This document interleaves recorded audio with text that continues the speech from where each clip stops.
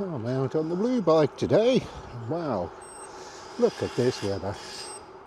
We've had about 10 days or more of rain, so it's nice to see the sun again. And before that rain, we had some really nice weather. And for once, we weren't excluded from the heat wave. And so that was really nice, although a lot of people complained, which is kind of the British pastime, isn't it, complaining about the weather? Because when everyone else was in the heat wave and we weren't, people were saying, oh, why can't we get some nice weather? Why is it the heat wave never comes near us?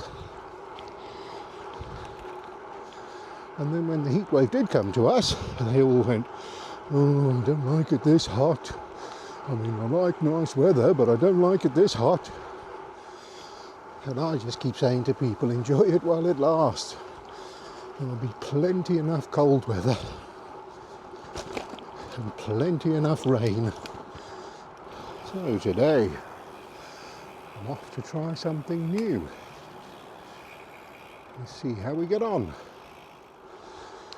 So today's route takes us out of Bridgend on what's known as the Black Path, which we're on right now. Just gone underneath the motorway, the M4, and now we're heading up to Sarn. And this is Sarn Station. And once we get to the other side of Sarn, just up here, the path uses the old railway track, or should I say the track bed. And then this takes us all the way up. Well, you can go all the way up to Nanty Moyle if you want. But we're going to go up to Ogmore Vale. And I know the more astute viewers are going to go, that's not new. You've been to Ogmore Vale millions of times. And I have. But from Ogmore Vale, then over the mountain. We call it a mountain, it's not really a mountain. So the mountain, as we call it, takes you from Ogmore Vale over into the Garrow Valley. So the plan is to see if I can get up the hill. Something I've been putting off for a while. But as I said in a previous video, sometimes you've got to be prepared to fail, because you don't try new things unless you're prepared to fail. If you think, oh, I can't do that hill, then you'll never do it. But if you think, oh, I might be able to, but it's okay if I fail, I'll just turn around and come back, then you might make it to the top, and then you've achieved something. So that's my aim today. And I have been up that hill from the other side. I've been from the Garrow Valley to the Ogmore Valley. But I've never done it this way round. So it'll be interesting to see if it's any steeper or maybe less steep, I don't know. But the only way to find out is to go and try it. But this is a lovely path, and I really recommend it if you're visiting Wales. And you can go right from Bridgend, but it's also a bit easier if you get off the train at Sarn Station, because then there's no roads at all until you get to Nanty Moyle. And then from there, you can go over the bulk if you're feeling strong enough. I haven't done that yet. But if you do go up the bulk, that's on the road. From Nanty Moyle anyway. And then when you get to the top, you've got two choices. You can go straight ahead and down into the Rhondda Valley, and then back down to Lantrisant. Or you can turn left and go down the Avon Valley, down to Port Talbot. So today's ride will be about, I don't know, 35, 37 kilometres.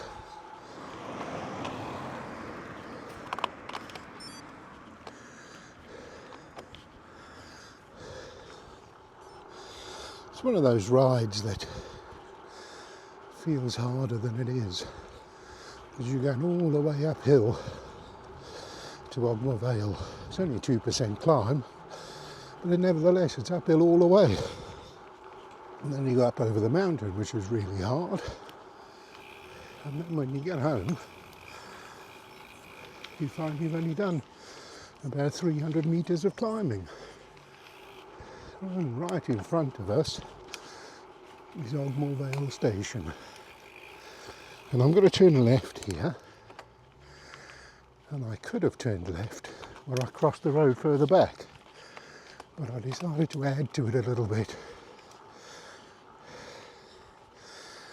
And when you see that classic discount over there, Clack's discount, if any of you have been to St Fagans, the Museum of Welsh Life, well, that's where the Gwella store used to stand. Ah, there we go, get a little bit of a rest now. A bit of downhill before we start the big climb. And this is the road I crossed a little bit earlier. Ah, that hill ahead of us is where we're going. I mean the one in the distance, not this one. This isn't even a warm-up. I mean that one in the distance. Here's the turning. Garoo Valley. Right, I'll shut up now because I'll be out of breath. Let's see how we get on.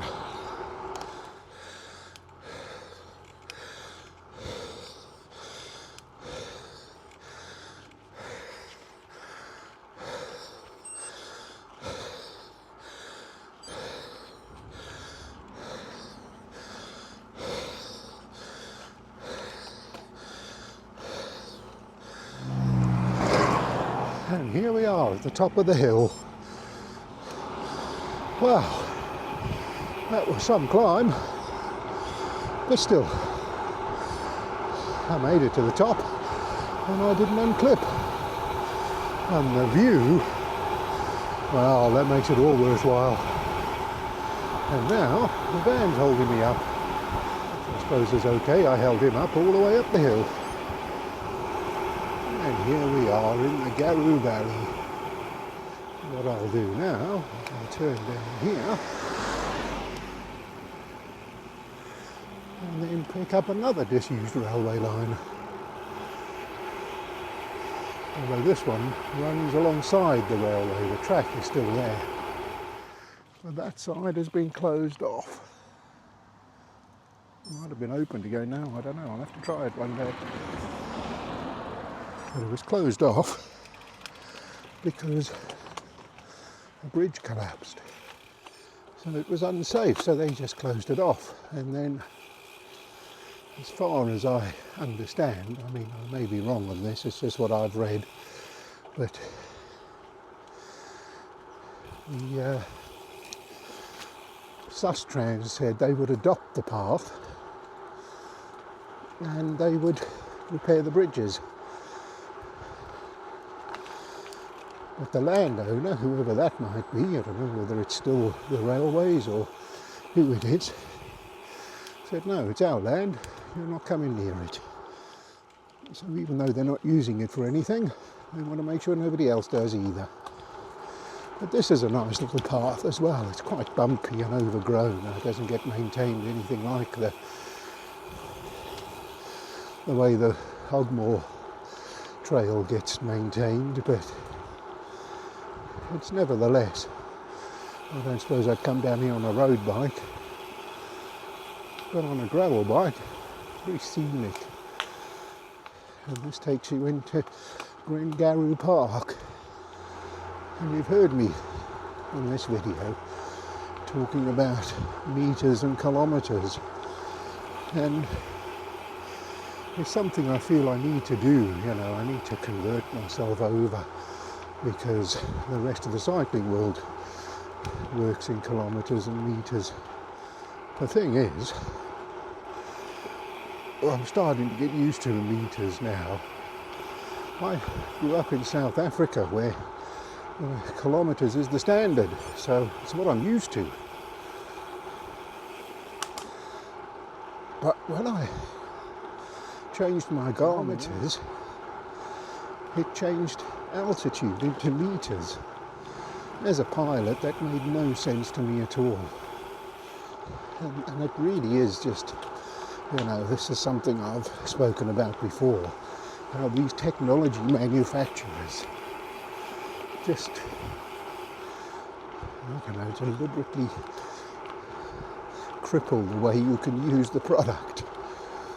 Because most devices will allow you to go in imperial, metric,